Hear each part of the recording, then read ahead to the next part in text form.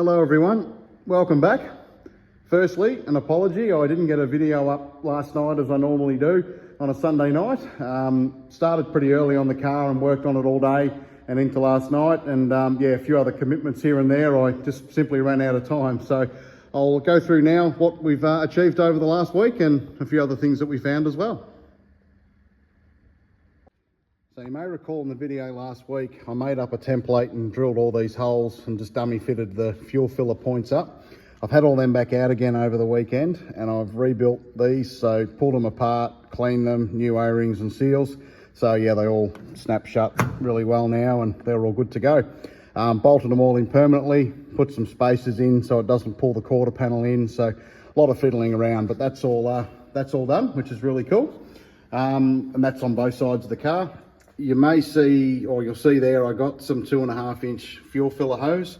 So those fuel filler points now connect to the fuel tank. That's the fuel inside. On the air side, it's a little bit more complicated, as you can see there. And the reason being is it had this system in the car, which is I guess custom built, all TIG welded piece. And that was there to accommodate the fitting at the back of the car, which points backwards. This was modified when the car was converted to a BA, so it's no longer useful unless it's modified. So instead of chopping that up, I decided I'd just get some more of the fuel hose and some 90-degree bends and a couple of 45s. And I've just come up with a little system there. None of the clamps or anything are done up yet, but just come up with a little system that goes from the air vent side and back into the fuel filler. And what I'll do is I'll get one welded up the same as what you saw earlier, and that'll be mounted up to the car. This system could stay in there and work if we get the opportunity to run the car sooner than later, but we'll get something done properly so it looks a bit better. Now, just to explain how this works quickly, because there is another fitting there which is doing nothing, which I'll explain what that is. So when you come in for a pit stop, your fuel goes in that side, and then the air in the tank's got to go somewhere. So you open up the vent on this side and the air goes out. So fuel in, air out. When the car's running, it burns anywhere from 1.5 to 2.5 litres a lap. So it's a massive amount of fuel that's coming back out of the tank, and you've got to let air in to compensate for that. And you can't have someone running around the side of the car opening up the vent on that side. So what they've got is it needs a vent system, but you don't want to have it open because fuel will splash everywhere. So what it's got is this custom built little vent here. So if I put that down there just to show you, so the camera will hopefully focus.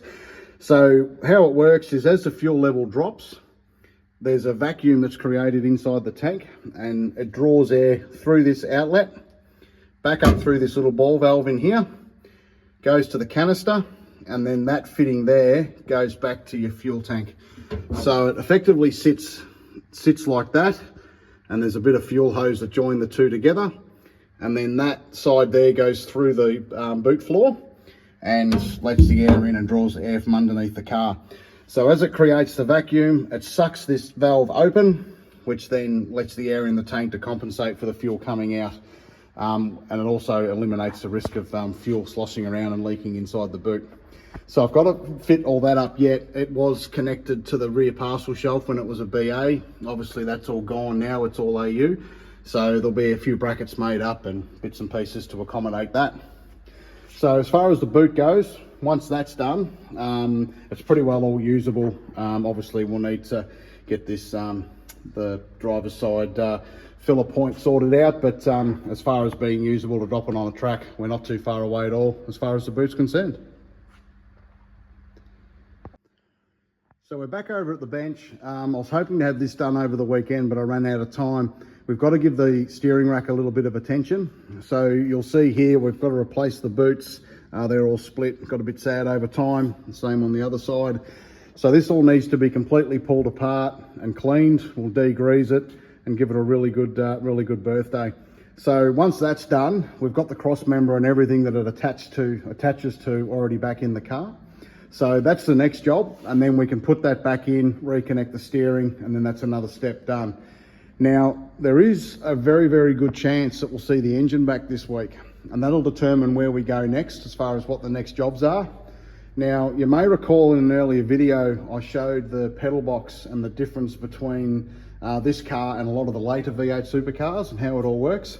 Now, we need to do the brakes on the car. We haven't touched them. Obviously, we've had all the calipers and everything off, but we haven't serviced anything up.